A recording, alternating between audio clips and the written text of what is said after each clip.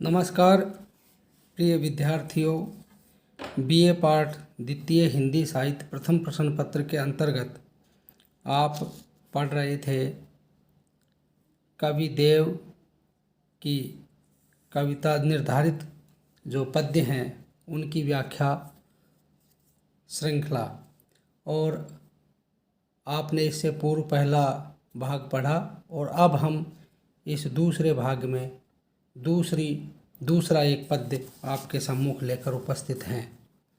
प्रिय विद्यार्थियों, पहले पद्य में कवि देव ने कवि की विशेषताओं के बारे में बताया कि कवि कौन हो सकता है, जो कविता लिखता है, कविता करता है, उसमें क्या क्या गुणों का समावेश होना चाहिए, किन किन विशेषताओं का समावेश होना चाहिए, क्या क्या ज़रूरी बातें होनी चाहिए कि वही व्यक्ति कविता लिख सकता है। और सच बात है कि कवि देव ने बहुत ही सारांश रूप में ये बतलाने की कोशिश की कि कवि कौन बन सकता है। अब हम दूसरे पद्य में जो एक तरह से मुक्तक के रूप में अलग अलग पदों को लेकर हमारे पाठ्य पुस्तक में कवि देव के पद्य शामिल किए गए हैं। दूसरा पद्य है वो कुछ इस तरह से है, उसका मूल पाठ आपके सामने रखना चाहता हूँ, तत्पश्चात उसका विस्तार से विवेचन और विश्लेषण हम आपके सामने प्रस्तुत करेंगे। मूल पाठ इस तरह से है।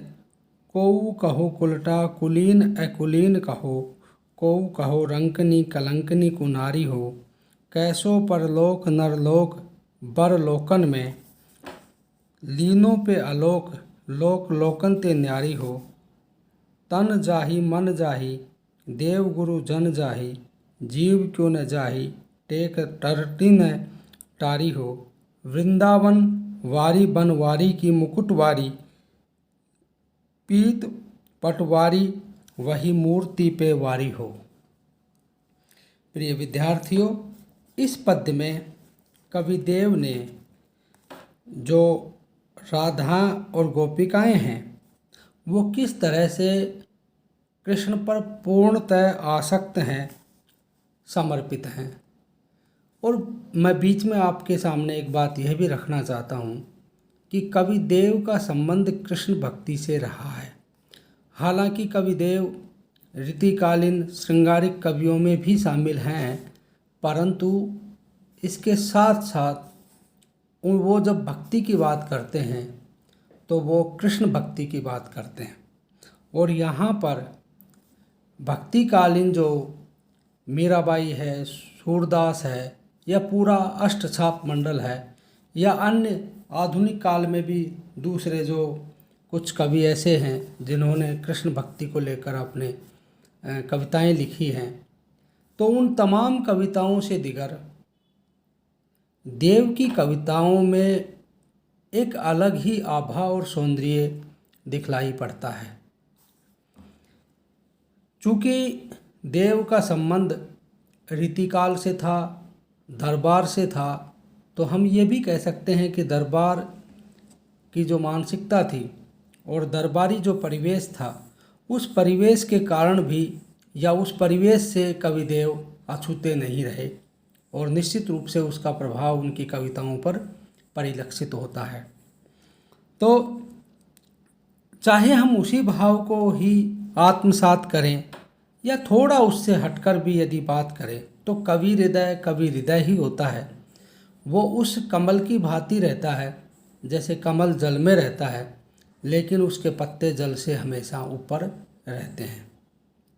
उनमें जल का पत्ते का जो निचला भाग है वो जरूर जल को छुआ रहता है, परंतु उसके ऊपर जो है जल नहीं रहता है। ठीक उसी तरह से कवि देव निश्चित रूप से दरबारी कवि थे और दरबार में रहे, परंतु इसके अलावा वे निश्चित रूप से लोक की बात करते हैं।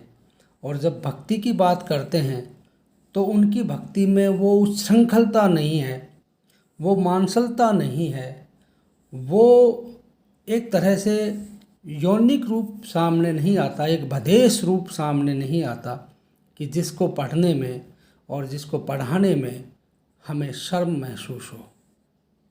मुझे यही शब्द उचित लगा।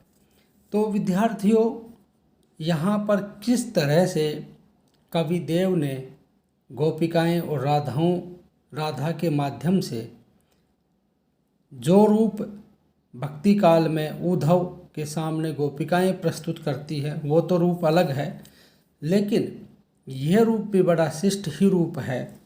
और आप इस भूमिका को समझ गए होंगे। मैं जो बात आपके सामने कहना चाहता हूँ वो आप लगभग समझ गए। और बात यह है कि जो कृष्ण के प्रति जो पूर्ण रूप से समर्पित राधा या गोपिकाएं हैं वो अब यहाँ पर इस पद्य में कहती हैं। क्या कहती हैं? कोऊ कहे कुलटा कुलीन है कुलीन कहो, चाहे हमें कोई कुलटा कहे, व्यभिचारिणी कहें, या बुरे कुल वाली या अच्छे कुल वाली कहे, कोई हमें रंकनी कहे, कलंकनी कहे, बुरी स्त्री कहे, इस बात की हमें बिल्कुल भी चिंता नहीं है। कैसो परलोक नरलोक बरलोकन में, मेरे लिए तो कोई दूसरा लोक या फिर ये मनुष्य लोक या फिर अन्य लोक, ये जो तीनों लोक हैं इनके बारे में हम नहीं सोचती हैं, क्योंकि इनसे हमारे को कोई मतलब नहीं है। हमारी जो दुनिया है वो एक अलग ही दुनिया है, और वो ऐसी बात वे लोग करते हैं, इस लोक की परलोक की बात वो लोग करते हैं जो एक रस नहीं होते हैं, जो एक भाव नहीं होते हैं, जो अनन्य भक्त नहीं होते हैं, जिनका अनन्य प्रेम नहीं होता है। और हमारा कृष्ण के प्रति प्रेम है वो अटूट अनन्य है, अविभाजित प्रेम है। इसलिए हम तो उस निंदा से, उस लोक और परलोक बिगड़ने की बात से बिल्कुल भी हमें चिंता नहीं है। और यह भी आप न कहें कि भाई हमारा शरीर बर्बाद हो जाएगा, हमारा मन बर्बाद होगा, चाहे देवता गुरु या बड़े बुजुर्ग लोग भले ही नाराज़ हों, मेरे प्राण भले ही चले जाएं, किंतु मैंने मेरे मन में अच्छी तरह से ये ठान लिया है, और मैं तो वृंदावन विहारी बनवारी मुकुटधारी कृष्ण जो पीत वस्त्र धारण किए हुए हैं, और उनकी जो कृष्ण की मूर्ति पर जो देखते ही इस रूप को जो लोग न्यौछावर हो जाने वाले हैं, ठीक हम भी उसी तरह से पूरी तरह से आसक्त हैं और अपने उस कृष्ण पर समर्पित हैं। यहाँ जो गोपिकाएं हैं या राधा है वो किस तरह से ये कह रही हैं कि पीत पटवारी वही मूर्ति पे वारी है।